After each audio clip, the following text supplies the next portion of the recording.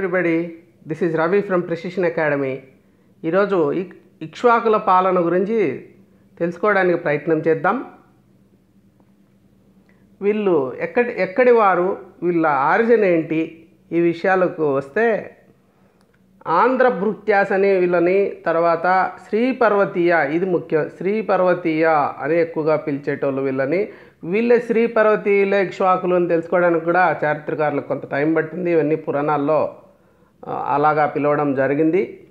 ఈ కన్నడ పోయంలో ఒక ధర్మామృత అని ఆయన ఏం చెప్పాడంటే, లెజెండరీ ఇక్ష్వాకుస్ అంటే రాముడు, దశరథుడు, రఘువు అంటే ఆ రఘువంశము ఇక్ష్వాకులకు చెందిన వాళ్ళకి సంబంధించిన వాళ్ళు అని ఇలా క్లెయిమ్ చేసుకుంటూ ఉంటారు.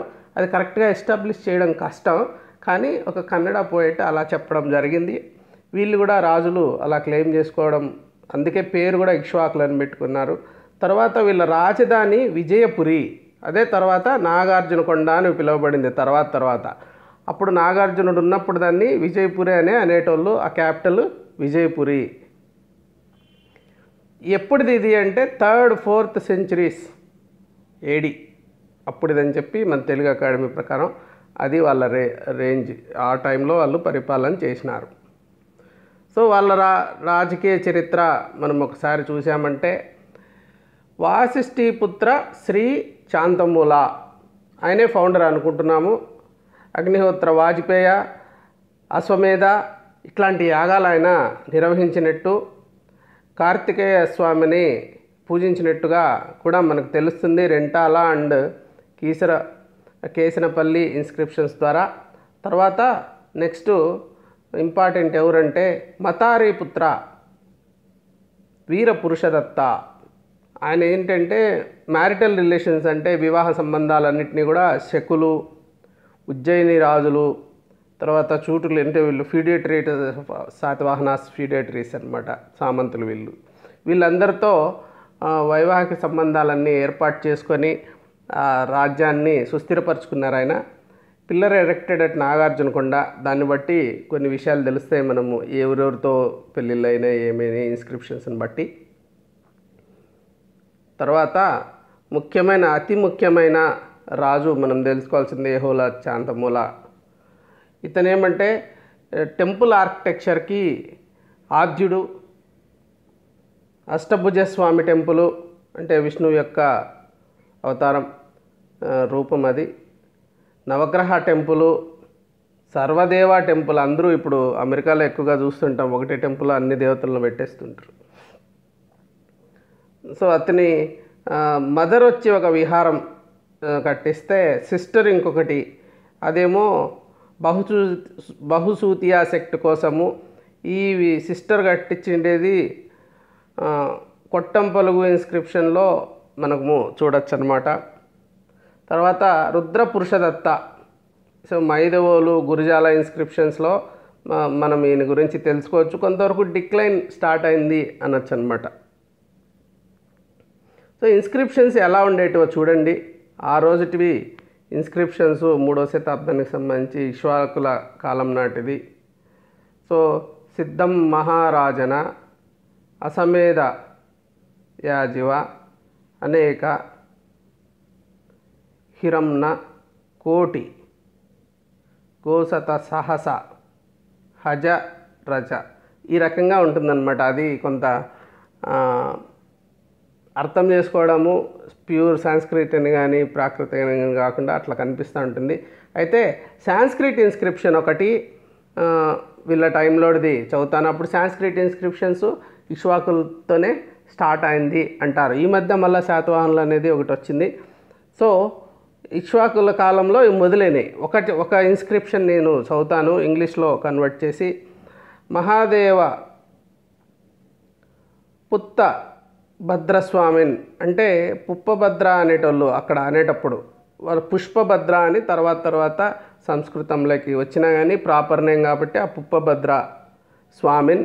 And records that the prince Virapurushadatta caused to be built. దానికి ఏమని రాశారు, కారిత అంటే ఆయనే చేశాడు అని. దేన్ని? ది టెంపుల్ని ఏమన్నారంటే దివకుల అన్నారనమాట. దివి అంటే స్వర్గం కదా, దివకుల అంటే టెంపుల్ని అప్పుడు అట్లా పిలిచేటోళ్ళు. Cast be set up a flagstaff ధ్వజస్తంభ, దాన్ని ధ్వజస్తంభ్లియా అన్నారనమాట. There and gifted the village, గ్రామ అన్నారు విలేజ్ని వాళ్ళు. ఫర్ ది విక్టరీ విజయ వైజాయికే, అట్లా విక్టరీని వాళ్ళు ఆ రకంగా రాశారు. లాంగివిటీ సుర్వర్ధని అన్నారు లాంగివిటీని. ఫ్యామిలీస్ అంటే గోత్ర అన్నారు. కింగ్ అంటే మహారాజా అన్నారు. క్వీన్ని మహాదిత్ అన్నారు. తర్వాత వీళ్ళు ఎవరు అని ఇప్పుడు పిన్ పాయింట్ చేయడానికి గూగుల్లో మనం కరెక్ట్ పాయింట్ లొకేట్ చేస్తాం కదా, అట్లా వీళ్ళు ఎవరు, హూ ఈజ్ దిస్ పర్సన్ అని చెప్పడానికి వీరపురుషదత్త ఎవరు అంటానే ఇక్కడ మాతాపుత్ర గురించి మదర్ అండ్ సన్ అన్నారు కదా, అలాగే ప్రిన్స్ ఏంటంటే described as sons grandson, ప్రపౌత్ర అంటారనమాట. ప్రపౌత్ర రాశారు అక్కడ. ఎవరి ప్రపౌత్ర అయిన great grandson Rajan Vasishthiputra Ikshvaku శాంతమూల అనే ఆయనకి వీళ్ళు గ్రేట్ గ్రాండ్ సన్ అనమాట. తర్వాత యాజ్ ఎ సన్ ఆఫ్ పుత్ర ఆఫ్ మహారాజా ఇక్ష్వాకు యహూల శాంతమూల. సో ఎవరి పుత్రుడు, ఎవరి పౌత్రుడు, ఎవరి ప్రపౌత్రుడు, ఇవన్నీ వాళ్ళు రాసుకోవడం ద్వారా మనకు ఆ లీనియేజ్ క్లియర్గా అర్థమవుతుంది. అలాగే వీళ్ళు ఏ పదాలు వాడారో చూసాం ఇంతవరకు సంస్కృతంలో. ఈ పిల్లర్ ఇన్స్క్రిప్షన్స్ చూస్తే పుష్పభద్రస్వామి టెంపుల్లో పిల్లర్ ఇన్స్క్రిప్షన్ అనమాట ఇది. దాన్ని బట్టి మనకు ఈ విషయాలన్నీ తెలుస్తాయి. సంస్కృతం వాడారని, ఆయన ఎవరి కొడుకు, ఎవరి మనవడు, ఎవరి మునిమనవడు అని. ఇంకా కొన్ని ఇన్స్క్రిప్షన్స్ ద్వారా మనకు తెలిసేది ఏమంటే, for example this Rentala Kesanapalli inscriptions ఉన్నాయి. దాంట్లో 2 విషయాలు తెలుస్తాయి. ఫౌండర్ వచ్చి వాసిష్ఠి పుత్ర శాంతమూలుడని, తర్వాత great performer of Vedic sacrifices. ఈ 2 విషయాలు మనము ఆ రెంటాల కేశనపల్లి ఇన్స్క్రిప్షన్స్ ద్వారా, శాసనాల ద్వారా.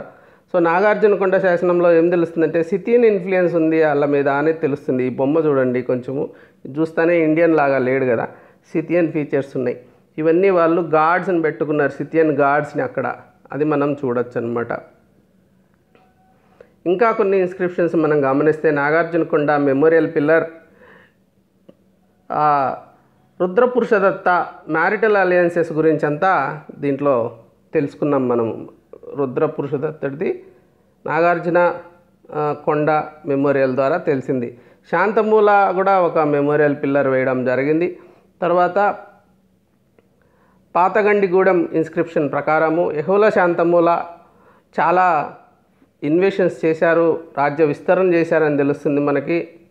పాతగండిగూడెం ప్రకారం oldest known copper plate charter కూడా ఇక్కడే ఓల్డెస్ట్ ఇండియన్ సబ్ కాంటినెంట్లో ఓల్డెస్ట్ కాపర్ ప్లేట్ చార్టర్. ఇది పాతగండిగూడెం ఇన్స్క్రిప్షన్ యొక్క ప్రాముఖ్యత. అలాగే కాయిన్స్ గురించి చాలా ఎక్కువ కాయిన్స్ ఏం దొరకలేదు. నేను కాయిన్స్ మీద చాలా ఇంట్రెస్ట్ కాబట్టి చాలా స్టడీ చేయడానికి ట్రై చేశాను. కానీ సో లెడ్ కాయిన్స్ వాడేటోళ్ళు శాతవాహనుల టైంలో మనం చూసాము. కర్షపాన, సువర్ణ అంటే సిల్వర్ అండ్ గోల్డ్. ఇక్కడికి వచ్చేసరికి లెడ్ అయిపోయింది. శాతవాహనులతో ఇన్స్పైర్ అయినారు కానీ ఈ కాయిన్స్ మెటల్ లెడ్ కొంచెం క్వాలిటీ కూడా కొంచెం పూర్ అయింది. ఒకవైపు ఏమో ఎలిఫెంట్ ఉంటుంది, ఇది ఒక తొండము, కాళ్ళు ఇలా చూడండి, ఇది ఎలిఫెంట్, కొంత రియలిస్టిక్గానే వేశారు.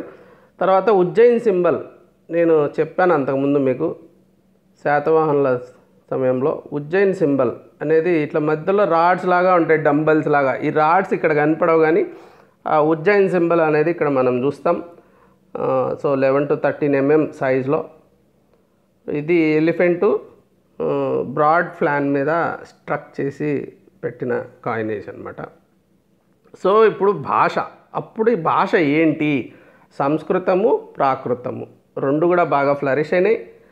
ఇన్స్క్రిప్షన్స్ చాలా మటుకు ప్రాకృతిలో ఉన్నాయి. మనం సంస్కృతంలో కూడా ఇన్స్క్రిప్షన్ చూసాం కదా. యహూల శాంతమూలుడు ఫస్ట్ సాంస్క్రిట్ ఇన్స్క్రిప్షను సౌత్ ఇండియాలో అని చెప్పుకుంటున్నారు. కానీ Chebrolu inscription of Satavahana king Vijaya 2207 సిఈలో వేసింది ఫస్ట్ అని చెప్పి ఈ మధ్య ఆర్కియలాజికల్ సర్వే ఆఫ్ ఇండియా ఎప్పుడు ఈ మధ్య అంటే ది హిందూలో December 25, 2019 అక్కడ వచ్చిన న్యూస్ ఐటెం ప్రకారం రీసెంట్గా ఏఎస్ఐ వాళ్ళు శాతవాహనుల కాలంలో కూడా ఇన్స్క్రిప్షన్స్ ఉన్నాయని చెప్పారు. కానీ మనం చాలా పుస్తకాలలో టెక్స్ట్ బుక్స్లో ఎక్కడ చూసినా కానీ క్రెడిట్ ఇక్ష్వాకుల సమయంలోనే మొట్టమొదటి సంస్కృత శాసనం వచ్చింది అని రాయడం మనం గమనించవచ్చు. పాలీ లిటరరీ ట్రెడిషన్ అదంతా ఎట్లా ఎన్రిచ్ అయిందంటే వాళ్ళ దగ్గర బాగా పాలీ అనేది ఎట్లా వచ్చిందంటే బుద్ధఘోష అనే ఆయన పాలీ టెక్స్టు సిలోన్ నుంచి తేవడం జరగడం, ఆయన ఒక బుక్ కూడా విశుద్ధమాగా అనేది పాలీలో రాయడం, అది పాలీ భాష కూడా అక్కడ కొంత ఉన్నట్టు తెలుస్తుంది. ఆర్యసంగ అనే ఆయన అది ఆచార్య నాగార్జునుని తర్వాత వచ్చిన ఆయన సూత్ర అలంకార అనేది సాంస్క్రిట్లో రాయడం. సో ఆచార్య నాగార్జున కూడా సాంస్క్రిట్లోనే ఎక్కువ పుస్తకాలు రాశారు, మనం చూసాం. మాధ్యమికవాది అతను, శూన్యవాది. తర్వాత తెలుగు గురించి ముఖ్యంగా మనం తెలుసుకోవాలా. ఇది మెల్లిగా ప్రాకృతిని రీప్లేస్ చేస్తూ రావడం మొదలైంది అనేది ఒక అభిప్రాయం. ఇప్పుడు ఫస్ట్ ప్రాకృత్ ఉన్నింది, ప్రాకృత్ తర్వాత ఏమైంది ప్రాకృత్, సాంస్క్రిట్ రెండు మొదలైనాయి అన్నమాట. ఈ సాంస్క్రిట్ ఇలాగే బలపడతా వచ్చింది, కానీ ప్రాకృతిని తెలుగు రీప్లేస్ చేస్తూ వచ్చింది ప్రజల భాషగా, వ్యవహారిక భాషగా. మెల్లిమెల్లిగా సాంస్క్రిట్ ఏమో అలాగే స్ట్రెంగ్తన్ అవుతూ వస్తుంది, ప్రాకృతి ఏమో తగ్గిపోతూ వస్తుంది. తెలుగు ఆ ప్లేస్ తీసుకోవడం మనం గమనించవచ్చు. అది ఆ మొదలు కావడం అయితే ఇక్కడే మొదలైంది ఇక్ష్వాకుల కాలంలో. ఈ నాగార్జున కొండలో శిల్పుల చేతిలో పడి ఈ స్క్రిప్ట్ కొంచెము రౌండ్ స్క్రిప్ట్, మన అంత అందంగా ఇప్పుడు తెలుగు ఉన్నంత అందంగా ఏ భాషలో కూడా ఇట్లాంటి రౌండ్ స్క్రిప్ట్ అనేది మనం చూడము. సో ఇట్లాంటి గొప్పగా స్క్రిప్ట్ అక్కడ ఫామ్ కావడం అనేది ఇక్ష్వాకుల కాలంలో మొదలైంది తెలుగుకి. సో సోషల్ కండిషన్స్, సామాజిక పరిస్థితులు ఎలా ఉండేటివి, మెయిన్గా మనము ఉమెన్ గురించి చూస్తే బాగుండేది వీళ్ళకి. శాతవాహనులకి ఒక రెప్లికా లాగా అనుకోవచ్చు వీళ్ళు చాలా విషయాలలో. ముఖ్యంగా ఈ స్త్రీలు వాళ్ళ తల్లి పేరు పెట్టుకొని కొడుకులు ఉండడం అనేది వాసిష్ఠిపుత్ర శాంతమూల అని, మతారిపుత్ర వీరపురుషదత్త అని, చాలామందికి వాసిష్ఠిపుత్ర అని వచ్చిండాది. సో ఇలాగా మ్యాట్రిలీనియల్ శాతవాహనులలాగానే గౌతమిపుత్ర, శాతకర్ణి, వాసిష్ఠిపుత్ర, పులోమావి ఇక్కడ చూసాం కదా, అట్లనే ఇక్కడ వాళ్ళ మదర్ నేమ్స్ పెట్టుకోవడం ద్వారా వాళ్ళు మదర్కి ఎంత ఇంపార్టెన్స్ ఇచ్చారో తెలుస్తుంది. ఇక్కడ డొనేషన్స్ కూడా శాంతిసిరి, కోడా బాలసిరి వీళ్ళంతా కూడా డొనేట్ చేయగలుగుతున్నారంటే వాళ్ళకు ప్రైవేట్ ప్రాపర్టీస్ ఉన్నాయని కూడా మనము తెలుసుకోవచ్చు ఇక్కడ. కాబట్టి status of women really good. Caste system బలపడడం మొదలైంది, చాతుర్వర్ణ వ్యవస్థ మెల్లమెల్లగా బలపడడం మొదలైపోయింది. సో డ్రెస్సు, ఫుడ్, కల్చరు ఇవన్నీ కూడా ఇప్పుడు కలర్ డ్రెస్సులు వాడుకునే వాళ్ళు శాతవాహనులకు చూసాం కదా, కలర్ డ్రెస్సెస్ వాడుకున్నారు, కూంబు వాడారు, అలంకరణలకు చాలా ఇంపార్టెన్స్ ఇచ్చారు. వాళ్ళు డ్యాన్సెస్ చేసుకునేటోళ్ళు, తమలపాకులు తినేటోళ్ళు, రైస్, వీటు ఇవన్నీ మనం ఏదైతే శాతవాహనుల గురించి డిస్కస్ చేసామో ఆ కల్చరు దాదాపు నెక్స్ట్ అలాగే కంటిన్యూ అయింది. మనము ఏదైనా గుర్తుపెట్టుకోవాలి, ఈ శాతవాహనుల కాలంలో ఇలా ఉందనుకో ఏదైనా ఒక విషయము, సడన్గా జీరోకి వెళ్ళిపోదు కదా, మెల్లిగా తగ్గితే ఏదైనా అట్లా. అప్పుడివి మనం గుర్తుపెట్టుకుంటే దాదాపు కల్చర్ ఒక్క రోజులో మాయమైపోయి కొత్త కల్చర్ ఒక రోజులో వచ్చేది కదా, అలా స్మూత్గా కొంచెం అలాంటిదే కంటిన్యూ అయింది. ఇక్కడ డెత్ తర్వాత మెమోరియల్స్ ప్రాక్టీస్ అనేది ఇప్పుడు స్టార్ట్ అయింది. అక్కడ ఒక మనము కడతాం కదా సమాధులు, అట్లనే వాళ్ళు కూడా మెల్లమెల్లగా డెత్ ఎక్కడైతే పూడ్చిపెట్టారో అక్కడ స్మాల్ మెమోరియల్స్ పెట్టడం అనేది స్టార్ట్ అయింది ఇలా టైంలో. తర్వాత వాళ్ళ రిలీజన్, దీని గురించి చాలా ఎక్కువ విషయాలు మనకు తెలుసు, ఇట్లాంటి ప్రశ్న కూడా అడిగే అవకాశం ఉంది. సో వేదిక్, పురాణిక్ రెండు చెప్తా వస్తున్నాను నేను. రిలీజన్, హిందూ రిలీజన్ గురించి చెప్పేటప్పుడు వేదిక్ రిలీజన్ అంటే యాగాలు, యజ్ఞాలు ఇవన్నీ చేయడము. సో వాసిష్ఠిపుత్ర శాంతమూల రాజసూయ, అశ్వమేధ ఇట్లాంటి ఎన్నో యాగాలు చేశారు. బ్రాహ్మణులకి డొనేషన్స్ చాలా ఇచ్చారు, వాళ్ళు దానాలు ఇచ్చారు, గోదాన భూదానాలన్నీ చాలా చేశారు. తర్వాత అది హిందూయిజానికి వాళ్ళు చాలా సపోర్ట్ చేసినట్టుగా తెలుస్తుంది. యహూల శాంతమూలుడైతే చాలా ఇంపార్టెంట్ కింగు. ఏ రకంగా అంటే టెంపుల్స్ అనేటివి ఈ టైంలోనే చాలా ప్రసిద్ధి చెందే. శాతవాహనంలో ఒకటి చూస్తాం గుడిమల్లం అని, కానీ యహూల శాంతమూలుడు చాలా టెంపుల్స్ కట్టించడం జరిగింది. అట్లా పౌరాణిక్, ఇదేమో వైదిక్ అయితే ఇదేమో పౌరాణిక్ హిందూయిజం గురించి. సో ఇది కూడా అంతే, గాడ్స్ విష్ణువు దాన్ని ఎట్లుండేటోడో అష్టభుజ స్వామి అనే రూపంలో మనం ఎక్కువ అక్కడ కొలవడం చూస్తుంది. అదే శక్తి, హారతి, కార్తికేయ, కుబేర, పుష్పభద్రస్వామి, నవగ్రహాస్ వీళ్ళంతా కూడా దేవుళ్ళు అప్పుడు దేవాలయాలలో మనకు కనిపిస్తారు. బుద్ధిజం విషయానికి వస్తే బుద్ధిస్ట్ యూనివర్సిటీ శ్రీపర్వతంలో చాలా గొప్ప ప్రసిద్ధి చెందింది. వీళ్ళ సమయంలో పురుషదత్త బుద్ధిజంని బాగానే ప్రమోట్ చేశాడు, గ్రాంట్స్ ఇచ్చాడు. జైనిజం కూడా ఉన్నింది, ఆల్సో ఎగ్జిస్టెడ్ అన్నాను నేను, అందుకే ఉన్నిందంటే ఉన్నింది, చాలా గొప్పగా వికాసం చెందింది అట్లాంటిది ఏమీ లేదు. శాతవాహనుల కాలం నుంచి కూడా ఇంకొంచెం తగ్గింది అంతే. సో ఇప్పుడు ఆర్థిక వ్యవస్థ ఎలా ఉండేది? అగ్రికల్చర్ ముఖ్యంగా, ఇట్స్ ప్రిడామినెంట్లీ అగ్రేరియన్. సో శాతవాహనుల కాలంలో పరిశ్రమలు మరి విదేశీ వర్తకము అన్నీ బాగా ఉండేటివి. ఇక్కడికి వచ్చేసరికి ప్రిడామినెంట్లీ అగ్రేరియన్ అయిపోయింది. కాంట్రిబ్యూషన్ టు అగ్రికల్చర్, ఈ అగ్రికల్చర్కి వీళ్ళు ఎలా సహకారం అందించారు? లైక్ కాకతీయులు ఉన్నారు, చెరువులు కట్టించారని తెలుసు కదా మనకి పెద్ద పెద్దవి. అలాగా వీళ్ళు ఎలా చేశారంటే శ్రీ శాంతమూలుడు గోవుల్ని మడకల్ని ప్లౌస్ శతసహస్ర హలాం అన్నాడు. హలా అంటే ప్లవ్, మడక. సో శతసహస్ర, సహస్ర అంటే 1000, శతసహస్ర అంటే 100,000, అంటే 1,00,000 మడకల్ని ఆయన ఇచ్చాడు. ఇప్పుడు మనము రైతు భరోసా అని ఇంకొకటని రైతులకి ఎంకరేజ్ చేస్తూ గవర్నమెంట్లో స్కీమ్స్ ఉన్నాయి కదా, అలాగా ఆ రోజుల్లో 1,00,000 మడకల్ని ఇచ్చిన ఆయన శతసహస్ర హలాం దానం చేశాడు ఆయన. ఎందుకు ఇలా చేశాడంటే అగ్రికల్చర్ ఇంప్రూవ్ చేయాలని. కౌస్కి ఏం సంబంధం అగ్రికల్చర్ అంటే? కౌస్ నుంచినే కదా కోడెదూడలు పుట్టాయనుకో, అవే కదా అగ్రికల్చర్కి పనికొచ్చేది. ఆ బుల్సే దీన్ని మడకల్ని లాగాలన్నమాట. సో ఇండస్ట్రీ విషయానికి వస్తే శాతవాహనులు అంత లేదు, కొంచెం తగ్గింది. ఫారిన్ ట్రేడ్ కూడా ఉన్నింది, కొంచెం తక్కువ శాతవాహనులతో పోలిస్తే. కానీ రోమన్ కాయిన్స్ కూడా దొరికాయి ఈ టైంలో. కానీ ఇక్కడ ఏమో జరిగిందంటే రోమ్ కూడా కొంత వీక్ అయింది వీళ్ళు వచ్చేసరికి. అక్కడ కూడా వాళ్ళ మన ప్రోడక్ట్స్కి డిమాండ్ తగ్గడం కానీ, అక్కడ కొంచెం వీక్ కావడం కానీ రోమన్ ఎంపైర్, అది మనం గమనించవచ్చు. ఇప్పుడు ఫర్ ఎగ్జాంపుల్ ఇప్పుడు అమెరికా ఎకానమీ బాగా పడిపోయింది అనుకో, మన ఐటీ ఎక్స్పోర్ట్స్ కూడా తగ్గుతాయి కదా, అలాగనమాట ఇది. సో రోమన్ ఎంపైర్ కొంచెం డౌన్ఫాల్ మొదలైంది వాళ్ళది. కాబట్టి ఇక్కడ కూడా ఆ సిమ్టమ్స్ చూడొచ్చు. బార్టర్ సిస్టమ్ ఉండేది, అయితే కరెన్సీ కాయిన్స్ కూడా బాగానే వాడారు. ఎక్కువ ఏం లేదు కానీ శాతవాహనులు అంత కాయిన్స్ దొరకలేదు. సో గిల్డ్స్ కూడా ఉండేటివి, క్రాఫ్ట్స్మెన్ గిల్డ్స్. ఇది అప్పుడు ఉన్న ఆర్థిక వ్యవస్థ. సో అతి ముఖ్యమైన విషయం ఇంకొకటి, చాలా తక్కువ మందికి తెలిసిన విషయం అంటే టౌన్ ప్లానింగ్ చాలా బాగా చేశారు ఈ ఇక్ష్వాకుల టైంలో. ఇది ఒక రకంగా ఇండస్ వ్యాలీ సివిలైజేషన్ తలపిస్తుంది.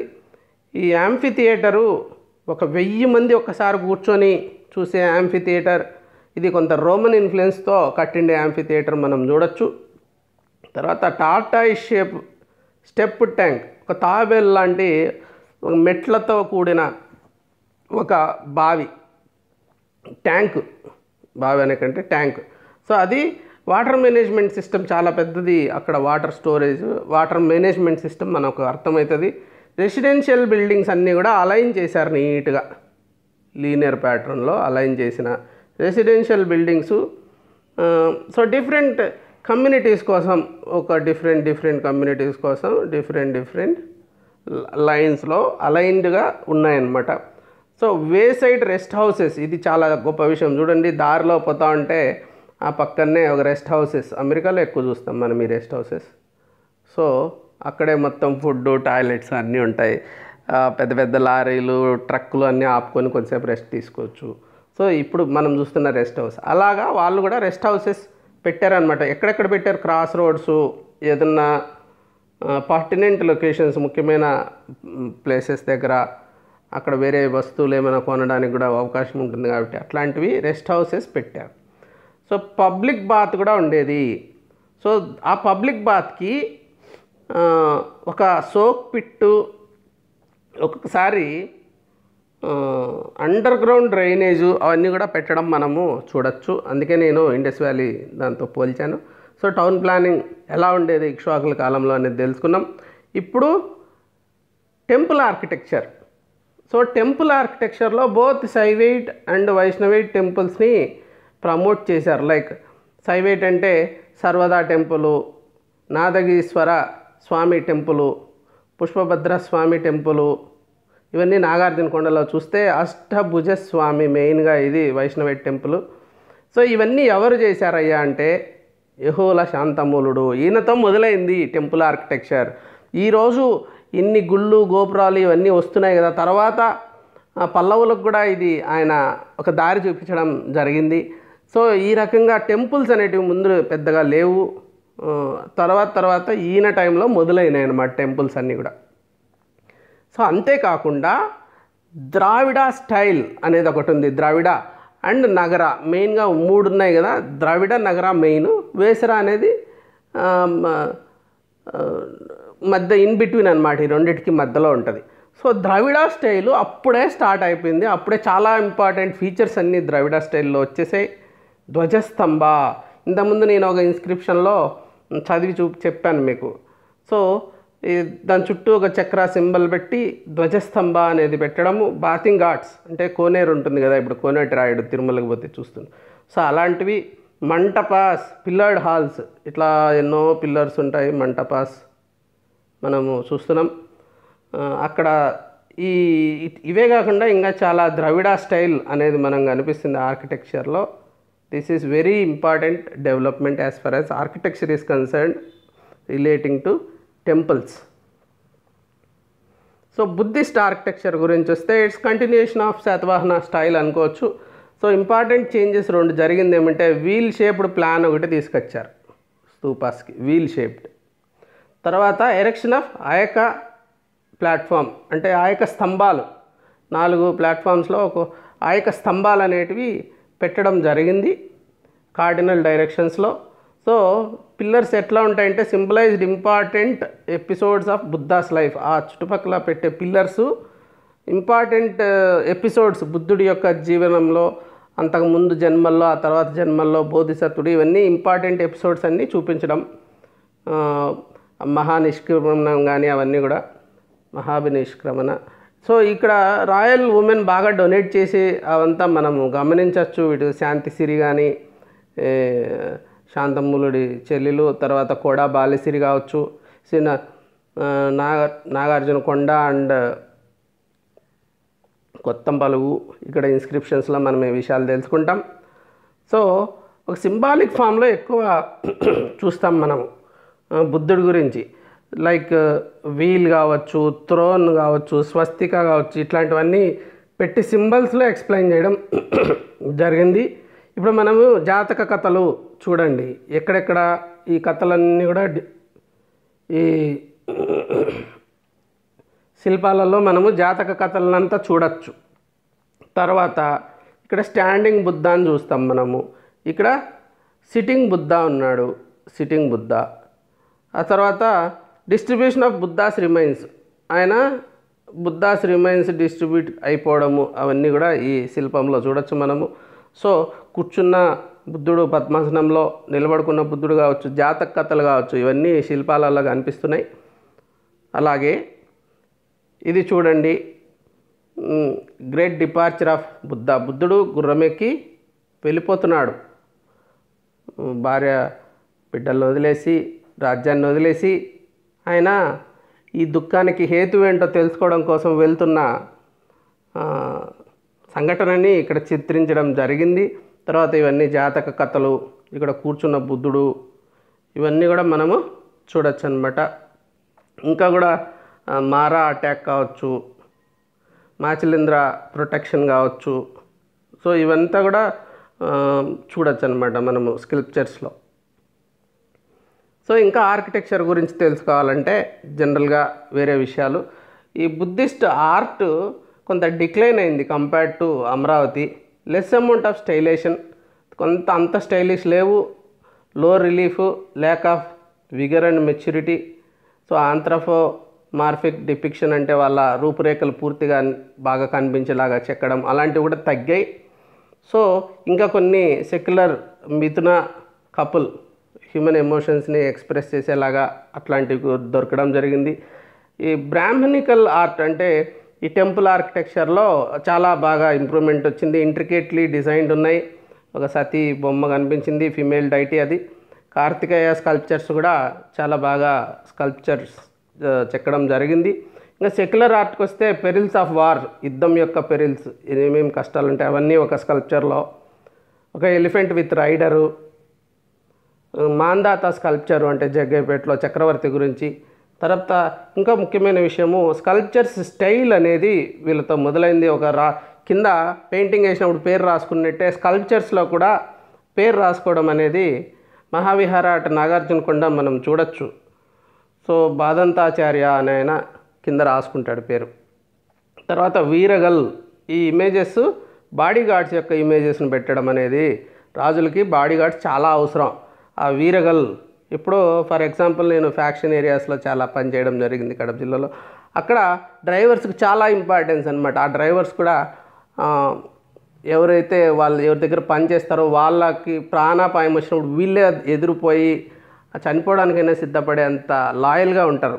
అలాగే ఈ వీరగల్ కూడా రాజుల్ని ప్రొటెక్ట్ చేయడం కానీ వాళ్ళ కోసం ప్రాణం త్యాగం చేయడం కానీ జరిగితే అట్లాంటి వాళ్ళని డిపెక్ట్ చేయడము ఇమేజెస్ని స్కల్ప్చర్స్లో అనేది మనము ఇక్కడ చూడొచ్చు.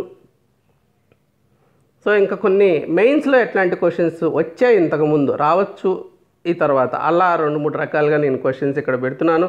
ఇక్ష్వాకుల రాజకీయ ప్రభావాన్ని మరియు సాంస్కృతిక రంగంలో వారి పాత్రను క్లుప్తంగా వివరించండి. ఇక్ష్వాకుల కాలంలో సామాజిక, ఆర్థిక మరియు మత పరిస్థితుల గురించి చర్చించండి. దీని గురించి నేను సపరేట్గా ఒక క్వశ్చన్ మీకు డీటెయిల్డ్గా ఎక్స్ప్లెయిన్ చేయడం జరుగుతుంది. ఆలయ నిర్మాణ శైలిలో ఇక్ష్వాకుల సహకారాన్ని వివరించండి. ఇది కూడా చాలా ఇంపార్టెంట్. సో ఇక్ష్వాకుల సమయంలో పాలనా వ్యవస్థ గురించి చర్చించండి. 5వ ప్రశ్న, ఇక్ష్వాకులు శాతవాహనుల తర్వాత ఆంధ్రదేశాన్ని పరిపాలించారు. ఇక్ష్వాకులకు సంబంధించిన మూలాలపై ఒక గమనిక రాయండి. ఇట్లాంటి ప్రశ్నలు ఇప్పుడు అడిగే ఛాన్స్ తక్కువ. పొలిటికల్ హిస్టరీ మీద సిలబస్లో కూడా గ్రూప్ 1లో లేదు, ఇప్పుడు సివిల్ సర్వీసెస్లో కూడా తగ్గించేశారు ఫోకస్ పొలిటికల్ హిస్టరీ. సో ఇక్ష్వాకుల పాలనలో రాజమహిళలు బౌద్ధ మతానికి మద్దతు ఇచ్చారు. బౌద్ధులకు ఇక్ష్వాకుల సహకారాన్ని వివరించండి. సో ఈ మహిళలు ఎలా బౌద్ధ మతానికి సహకారం అందించారని ఎక్కడైనా అడిగే అవకాశం అయితే బాగుంది. ఇక్ష్వాకుల పాలనలో సాహిత్య వికాసం గురించి చర్చించండి. చాలా తక్కువ ఉంది, భాష అంటే అన్నా కొంచెం చర్చించవచ్చు. సో ఇవి మనకు కొన్ని ప్రశ్నలు ఎలా రావచ్చు మెయిన్స్లో అని. I thank you for joining me and understanding about Ikshvakus. నమస్తే, thank you very much, bye bye. Hi everybody, this is Ravi from Precision Academy. Today I am going to discuss one question on society, economy and religion of Ikshvakus. ఇక్ష్వాకుల కాలం నాటి సామాజిక, ఆర్థిక, మత పరిస్థితుల గురించి ఒక ప్రశ్న. Discuss social, economic and religious conditions during the Ikshvaku period. ఇక్ష్వాకుల కాలంలో సామాజిక, ఆర్థిక మరియు మత పరిస్థితుల గురించి చర్చించండి.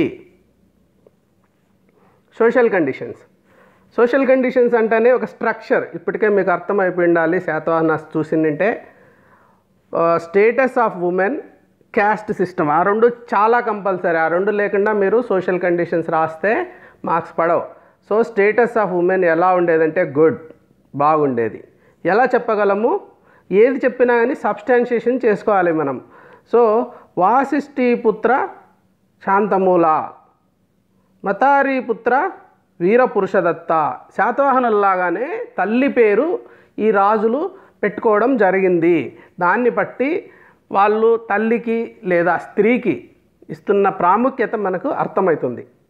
రెండోది, ఈ డొనేషన్స్ విరివిగా లేడీస్ చేసిన, ముఖ్యంగా బౌద్ధ ఆరామాల కోసం శాంతిసిరి, కొడాల బాలసిరి, సో కోడా బాలసిరి ఇలాంటి పేర్లు మనము చూస్తున్నాం స్త్రీల పేర్లు ఈ ఇన్స్క్రిప్షన్స్లో.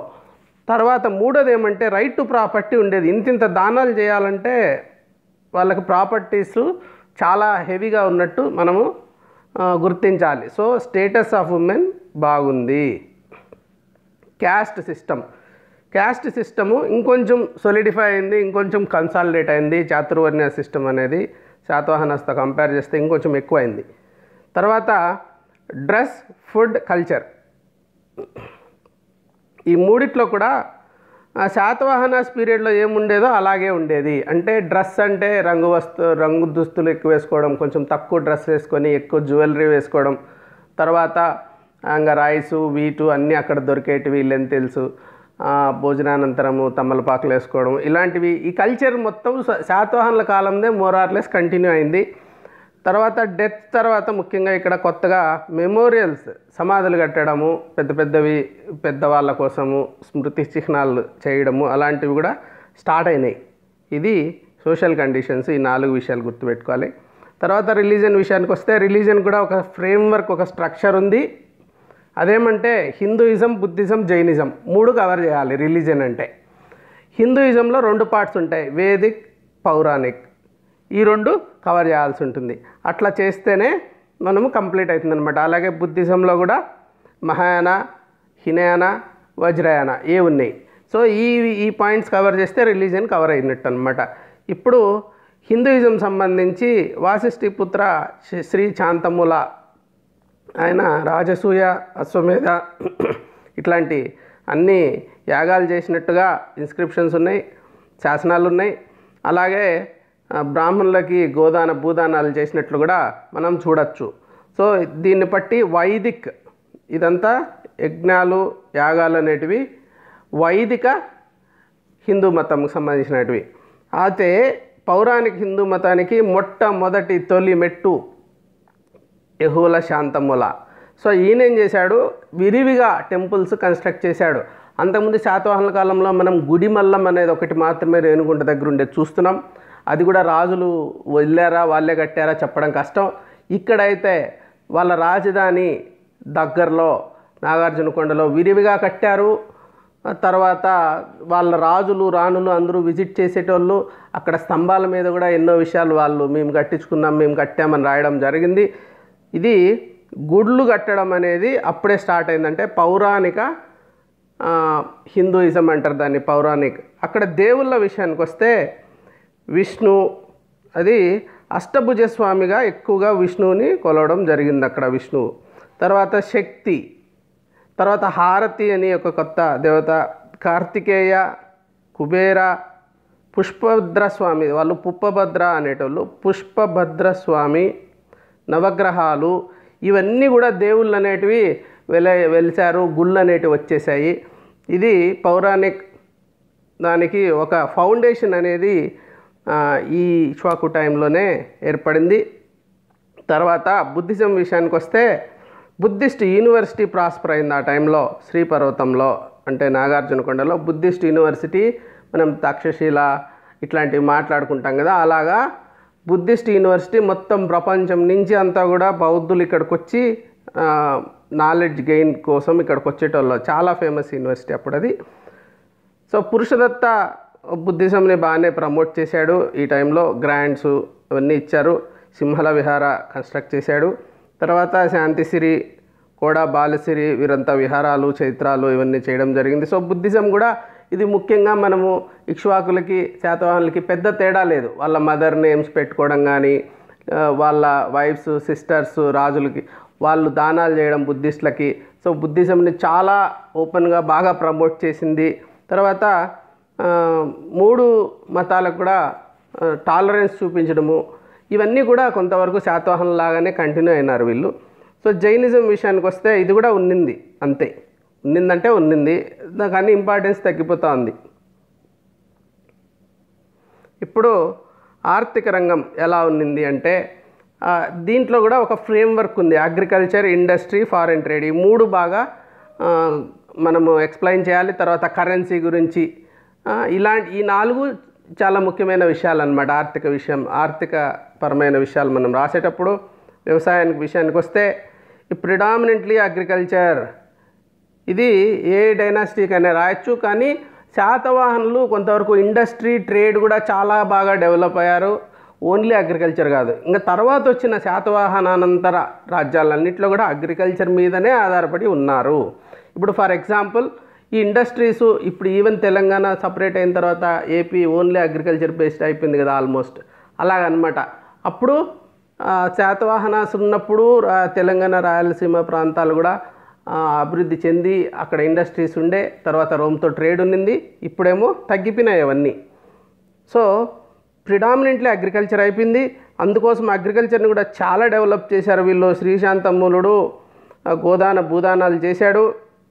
తర్వాత ముఖ్యమైనది ఏమంటే శతసహస్ర హలాం, అంటే శతసహస్ర అంటే 100,000 అంటే 1,00,000 మడకలు ఇచ్చాడు ఆయన. హలాం దానం చేసి ఎంకరేజ్ చేశాడు అగ్రికల్చర్ని. సో కరికాల క్లియర్డ్ ఫారెస్ట్, కరికాలుడు అడవుల్ని ఎక్కడ పినాకిని సువర్ణముఖి ఆ రెండింటి మధ్యలో అడవుల్ని క్లియర్ చేయడం అనేది మనము చూడొచ్చు. సో అగ్రికల్చరు చాలా ఇంపార్టెంట్ ఉండింది. దాన్ని డెవలప్ చేయడానికి కూడా రాజులు ఎంతో కృషి చేశారు ఇక్ష్వాకుల కాలంలో. ఇండస్ట్రీ విషయానికి వస్తే ఈ శాతవాహనులు అంత లేదు. ఫారెన్ ట్రేడ్ కూడా ఉంది కానీ అంత ఎక్కువ లేదు. రోమన్ కాయిన్స్ దొరికాయి, అయితే అంత విరివిగా కాదు. ఎందుకంటే ఇక్కడ మన తప్పనే కాదు, అటువైపు కూడా రోమ్ కూడా కొంత క్షీణించడం జరిగింది. ఈ ఓడలు నాణ్యాల మీద వేయడం అనేది కూడా శాతవాహనంలో చూసాం, కానీ ఇక్ష్వాకుల విషయానికి వస్తే అది లేదు. కొంత తక్కువ ఉన్నింది ఫారెన్ ట్రేడ్ అని చెప్పచ్చు.